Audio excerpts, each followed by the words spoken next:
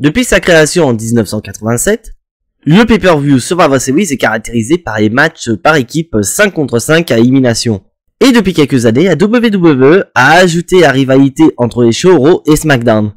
Mais pour cette année 2022, Triple H va bouleverser les traditions en mettant du sang neuf avec une stipulation iconique de NXT, les War Games. Est-ce que ce changement de la part de Triple H était un choix audacieux ou juste stupide? Nous verrons ça dans cette vidéo. What's up les catch addicts, c'est Jimbo et aujourd'hui on se retrouve pour les résultats des Survivor Series War Games 2022.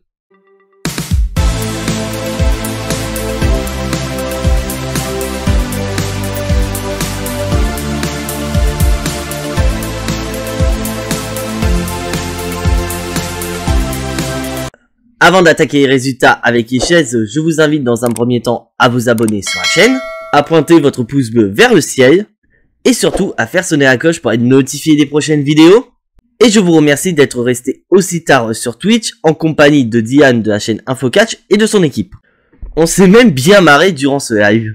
Et bien sûr, je vous laisse la chaîne YouTube InfoCatch en description et je vous invite à lâcher votre plus gros WhatsApp et Catch Addict dans les commentaires de ces vidéos. Et pour cette édition 2022 des Survivor Series, la WWE va commencer les hostilités de manière très forte. Car on va commencer directement avec War Games féminin qui va opposer l'équipe de Bianca Belair à l'équipe de Bayley. Et pour petit rappel mes chers amis Catch Addicts, lors du dernier épisode de War, Rhea Ripley a battu Asuka pour donner l'avantage à son équipe. Ce qui veut dire que l'équipe de Bayley aura un avantage numérique sur l'équipe de Bianca Belair. Et franchement, le match, je n'ai rien à dire sur ce War Games féminin. Car déjà, dans un premier temps, on va démarrer avec la championne de WoW face à Dakota Kai. Et donc, grâce à cet avantage numérique, l'équipe de Bayley va rentrer en première. Ce qui sera non. Et donc, grâce à l'avantage acquis de Rhea Ripley, l'équipe de Bayley sera en avantage numérique. Puisque Io Sky, l'autre moitié des championnes, va venir en aide à sa partenaire pour venir à bout de la championne. Je trouve que Bianca Belair est beaucoup trop forte et elle parvient à gérer les deux. Mais là on va avancer un tout petit peu et on va aller jusqu'au moment où Nikki Cross va rentrer, car cette dernière en arrivant dans le ring va être accompagnée de plusieurs outils, notamment des kendo sticks ou encore des couvercles de poubelle. Et après ça, on aura Bayley qui va rentrer à son tour et elle va être accompagnée d'échelles et surtout de tables. Et une fois que Becky Lynch fera son entrée, donc la dernière à rentrer dans le ring, le War Games va officiellement commencer. Et putain, c'est un véritable bordel dans le ring, mais un très bon bordel. Et à noter aussi que nous avons des très bons spots, avec notamment Nikki Cross qui va se lancer dans un premier temps du haut de la cage, mais le spot le plus impressionnant reste quand même celui de Io Sky qui va faire un moonsault du haut de la cage. Plus de peur que de mal, elle s'est bien réceptionnée, mais celle qui va le plus nous intéresser, ça va être Bianca Belair, car suite à la chute de Io Sky, elle va se tenir à la jambe. Donc est-ce qu'on vient d'assister au tournant du match? Eh bah pas du tout, parce que le tournant du match va arriver avec Becky Lynch et Bianca Belair. Car les deux vont s'associer pour venir à bout des championnes tag team, et Becky Lynch va faire un saut du haut de la cage en faisant passer les deux championnes à travers une table et ainsi remporter le combat. Et donc l'équipe de Bianca Belair remporte le combat et remporte ainsi le tout premier War Games dans le roster principal. Un match, franchement, j'ai surkiffé et en espérant qu'après ce combat, ce soit définitivement la fin entre Bianca Belair et Bayley. Parce que oui, cette rivalité date quand même depuis SummerSlam, donc ce serait peut-être intéressant que la WWE nous propose une challenger assez crédible pour Bianca Belair, sachant que le prochain PLE sera le Royal Rumble. Et donc maintenant, mes chers amis Catch Addicts, il est temps de passer à la note de ce War Games féminin. Un très bon War Games féminin qui va recevoir la note de 9 sur 10. Et d'ailleurs mes chers amis Catch Addicts, n'hésitez pas à donner la note de vos matchs dans les commentaires, je suis très curieux de connaître votre avis. Et on continue sur Survivor Series War Games avec un match 1 contre 1. Un match qui va opposer les leaders des clans, c'est-à-dire AJ Styles contre Finn Balor. Et Michael Cole nous rappelle bien qu'il s'agit du tout premier match entre Finn Balor et AJ Styles, bien qu'en réalité ces deux-là se sont affrontés à TLC 2017, mais c'était pas une réelle rivalité puisqu'AJ Styles était là en tant que remplaçant de Bray Wyatt. Et à noter que nous avons les Good Brothers, Daniel Priest et Dominic Mysterio qui sont aux abords du ring. parce que oui, Miaim et WP viennent quand même de sortir d'un Wargames féminin, donc c'était entièrement logique que les deux ne soient pas présents aux côtés d'AJ Styles et de Finn Balor. Mais on aurait pu supposer que les deux allaient intervenir en fin de match. Bon, le Riot, ils ne sont pas du tout intervenus. Mais dès le début du combat, on va avoir une bagarre entre les Good Brothers, Damien Priest et Dominic Mysterio qui va s'étendre du côté du public. Et suite à cette bagarre à l'extérieur, on ne reverra plus ces 4 catcheurs venir emmerder AJ Styles ou encore Finn Balor. Et là, on va enchaîner avec un très bon match entre les deux catcheurs. Mais à la surprise générale, ça va être AJ Styles qui va porter son Phenomena Forearms sur Finn Balor pour le compte de 3. Donc AJ Styles bat Finn Balor et met un terme à sa série de défaites en pay-per-view. Car pour rappel, mes chers amis catch addicts, AJ Styles n'avait pu remporter un match 1 contre 1 en pay-per-view depuis 2019. Donc 3 ans de défaite en 1 contre 1 en pay-per-view pour AJ Styles, ça fait quand même très mal. Mais d'un autre côté, c'est vrai que j'attendais à ce que ce soit Finn Balor qui remporte le combat, parce que Finn Balor avait besoin de cette victoire pour être construit en tant que leader très fort du Judgment Day. Mais AJ Styles remporte le combat, et elle se supposait que cette rivalité entre The OC et le Judgment Day est loin d'être terminée. Mais personnellement, j'aimerais bien que ce soit terminé, parce que j'ai vraiment envie de voir le Judgment Day et The OC évoluer chacun de leur côté. Mais maintenant, il est temps de passer à la note du combat, et franchement, c'est un excellent combat entre Finn Balor et AJ Styles. C'est pour ça que j'attribue une très bonne note, qui est la note de 9 sur 10 entre AJ Styles et Finn Balor. Franchement, ces Survivor Series Wargames commencent très fort en réalité.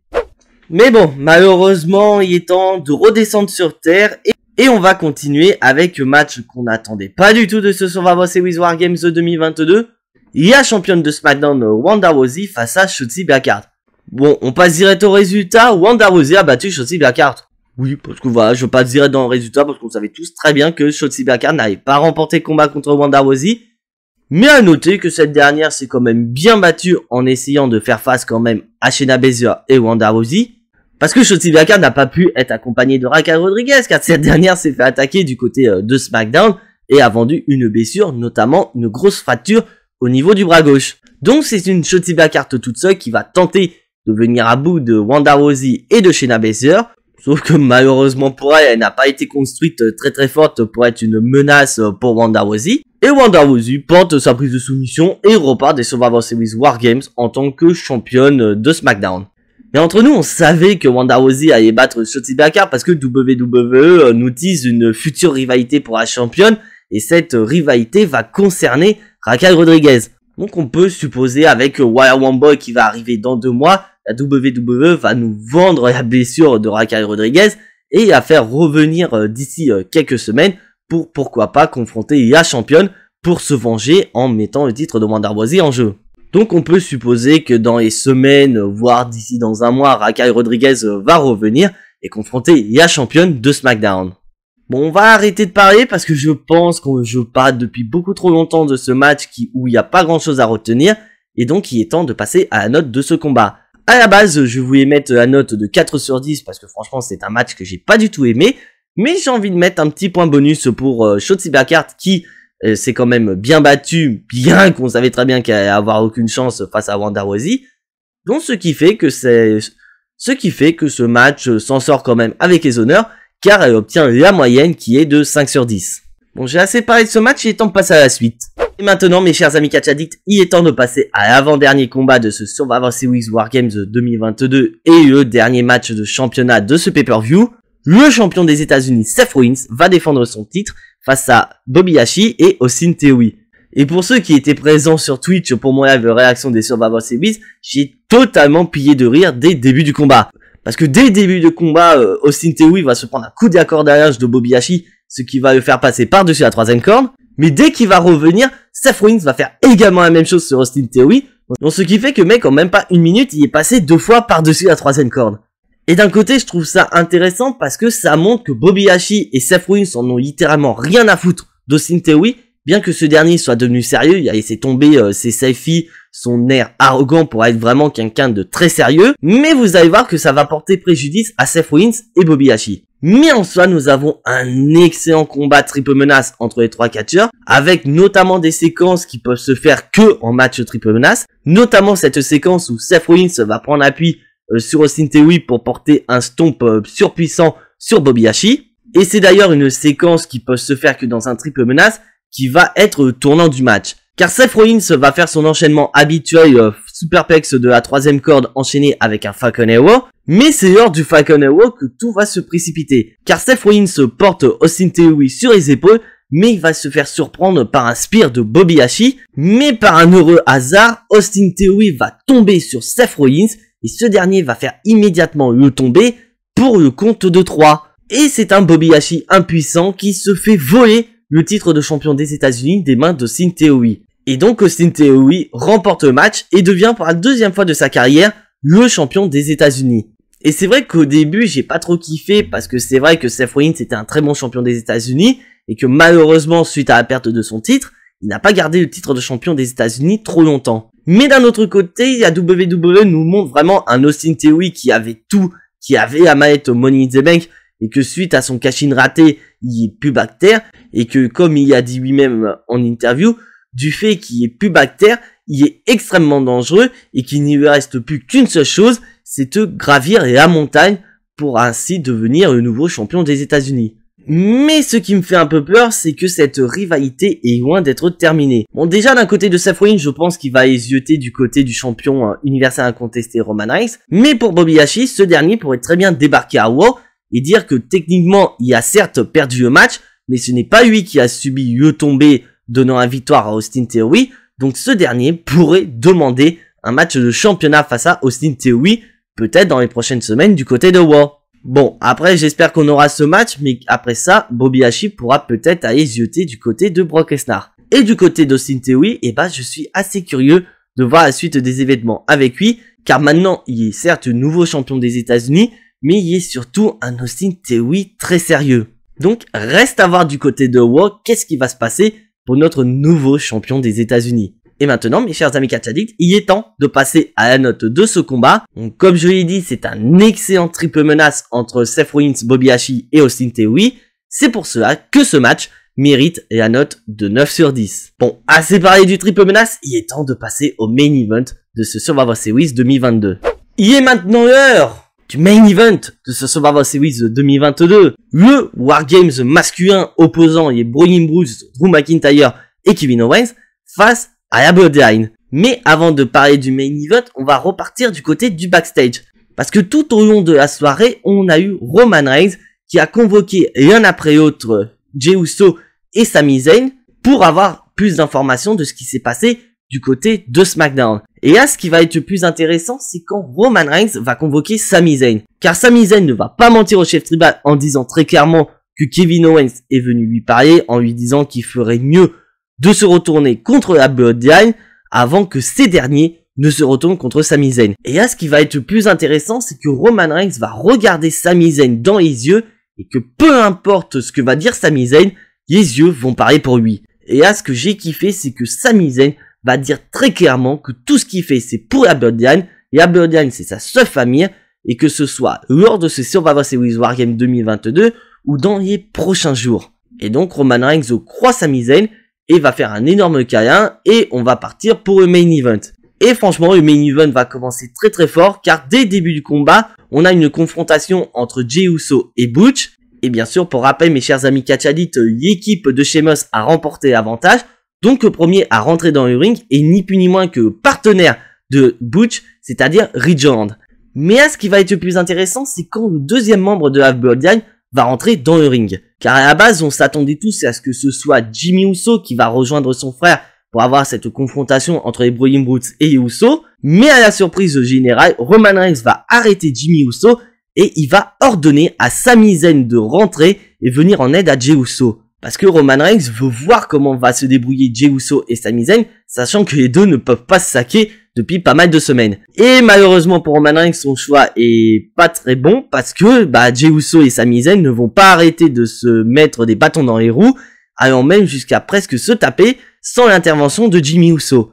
Et bien sûr, on a quand même des rivalités dans les rivalités, avec notamment une rivalité entre Solo Sikoa et Drew McIntyre. Un Solo Sikoa qui est présenté très très fort, car bien que le mec se prend des super kicks dans la gueule, le mec ne vacille pas du tout. Et là, bien sûr, ce qui va être intéressant, c'est que nous avons quand même une rivalité qui est extrêmement mise en avant, c'est celle autour de Sami Zayn et de Kevin Owens. Car pour rappel, une fois que les 10 catcheurs sont dans le ring, le Wargames peut officiellement commencer. Et dès que les 10 catcheurs sont présents, c'est un véritable bordel, c'est vraiment une guerre entre les deux clans. Mais là, ce qui va être le plus intéressant, ça va être à la fin du match, car pour ceux qui n'ont pas vu mon gymnostic, pour moi, les pièces maîtresses de ce Survivor Series Wargames sont ni plus ni moins que Roman Reigns, Kevin Owens et surtout Sami Zayn. Et vous allez voir que ça va être le tournant du match, Sami Zayn. Car cela va commencer avec une confrontation entre Kevin Owens et Roman Reigns, une confrontation que Kevin Owens va remporter avec son stunner, mais à la surprise générale, le tombé va être cassé par Sami Zayn qui va retenir le bras de l'arbitre. Et là, on a un Kevin Owens qui est ultra vénère face à Sami Zayn parce que ce dernier ne croit pas que Sami Zayn décide de choisir la Bloodline, c'est-à-dire sa nouvelle famille qui se fout littéralement de sa gueule, au lieu d'un mec qui est ami avec lui depuis plus d'une vingtaine d'années. Et cette décision va être plus que prise par Sami Zayn, car lors d'un moment où Kevin Owens va bloquer le super kick de Jimmy Uso, Sami Zayn va porter un énorme coup dans les boules à papa de Kevin Owens. Mais vous allez voir quand même que cet acte va avoir des effets sur Sami Zayn. Et après ça, putain, on a cette séquence où Roman Reigns regarde Sami Zayn, lui autorisant à porter son Ayaba Kick sur son ancien meilleur ami. Et après ça, après ce Ayaba Kick, on a cette putain de séquence où Sami Zayn va regarder Jey Uso droit dans les yeux en lui offrant son ancien meilleur ami sur un plateau d'argent. Et suite donc au Usos PH de Jey Uso, la Bloodline remporte le combat. Et là où j'ai kiffé, c'est que Roman Reigns va prendre Sami Zayn dans les bras, mais que surtout Jey Uso, après cette mais surtout que Jey Uso va admettre Sami Zayn en tant que membre de la Bloodline avec un énorme câlin. Mais attention, c'était pas qu'un petit câlin, c'était vraiment un câlin ultra dynamique, il a même soulevé Sami Zayn. Et le show va se terminer avec un Bloodline toujours très fort et un Sami Zayn qui est finalement admis par tous les membres de la Bloodline. Et bordel de merde, j'ai adoré ce Survivor Series Wargames. Parce que déjà, dès le début, on savait très bien que Sami Zayn allait être la pièce maîtresse de ce Wargames masculin. Et d'ailleurs, Sami Zayn qui est quand même le MVP selon moi de ce combat, car le mec il va prendre tout dans la gueule. Et à noter quand même que le mec n'est pas du tout revanchard envers Jey Uso, car à un moment du combat, Jey Uso va vouloir porter son super kick sur Butch, sauf que derrière il y a Sami Zayn, mais au lieu que ce soit Butch qui prenne le pied de Jey Uso dans la gueule, et bah c'est Sami Zayn qui va le prendre, laissant Jey Uso indifférent. Parce que pour lui, au moment où il a porté ce kick, il s'est dit bon, si je touche Butch, tant mieux, si c'est Sami Zayn, j'en ai rien à foutre. Mais après ça, on aurait pu imaginer que Sami Zayn soit hyper revanchard envers Jey Uso et ne va pas du tout y aider suite à ce super kick des mains de Jey Uso. Sauf que non, Sami Zayn il continue à faire son boulot, c'est-à-dire à prendre cher pour la Bloodline et surtout à sauver chaque membre de la Bloodline. Notamment sur le tombé de Kevin Owens où c'est Sami Zayn qui va sauver Roman Reigns. Et Sami Zayn décide littéralement de cracher sur 20 ans d'amitié avec Kevin Owens en faisant... Et Sami Zayn prend finalement sa décision, il préfère me soutenir la Bloodline plutôt que son meilleur ami Kevin Owens. Et là franchement j'ai surkiffé parce que là on peut imaginer des choses du côté de SmackDown avec notamment Roman Reigns on pourrait imaginer Roman Reigns faire une promo avec l'intégralité de la Bloodline par rapport à ce qui s'est passé au Survivor Series, du fait qu'ils ont remporté le combat, mais surtout avec la performance qu'a fait Sami Zayn. Une performance qui pourrait reconnaître Sami Zayn non en tant que membre honoraire de la Bloodline, mais en tant que membre permanent de la Bloodline. Mais avec quand même un petit soupçon du côté de Roman Reigns. Car je l'ai pas dit plus tôt, mais au moment où Sami Zayn...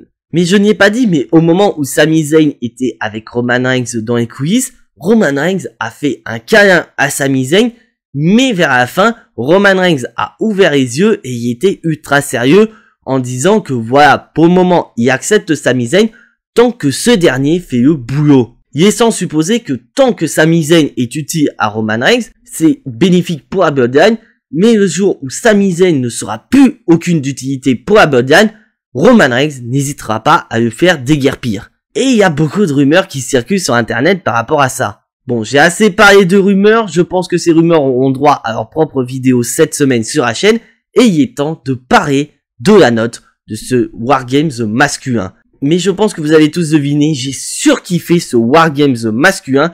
C'est pour ça que je lui donne la note maximale de 10 sur 10. Donc après, vous êtes peut-être pas d'accord avec ma note, mais voilà, n'hésitez pas à le dire dans les commentaires si vous n'êtes pas d'accord avec moi. Mais pour moi, j'ai adoré ce Wargames masculin qui est tout simplement excellent.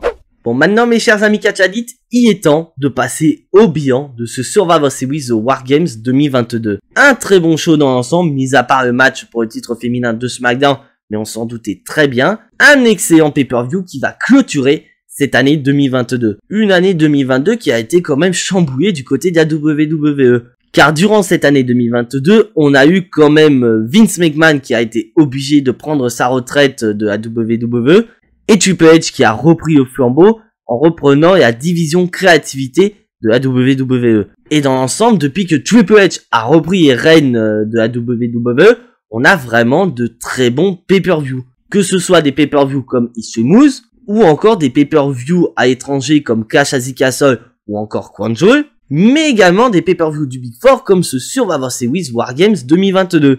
Et je pense que pour être honnête avec vous, le choix de Triple H de rajouter les Wargames sur ce Survivor Series 2022 était un excellent choix. Parce que c'est vrai que le gros problème qu'on avait avec les Survivor Series ces dernières années, c'est qu'on avait littéralement rien à foutre de ces matchs traditionnels 5 contre 5, mais que surtout, on en avait littéralement rien à foutre de cette guerre entre Raw et SmackDown, car la WWE ne faisait pas ce qu'il fallait pour vraiment donner de l'intensité dans ces rivalités Raw contre SmackDown. Et donc, un excellent choix de Triple H pour ce Survivor Series Wargames 2022, ce qui fait que je mets une note de 9 sur 10 pour ce pay-per-view qui clôture avec brio cette année 2022. Parce que oui, malheureusement, mes chers amis catch addicts, le prochain pay-per-view de la WWE a été annoncé, c'est ni plus ni moins que Royal Rumble qui aura lieu dans 2 mois, c'est-à-dire fin janvier 2023. Parce que oui, malheureusement, il n'y aura pas Day One.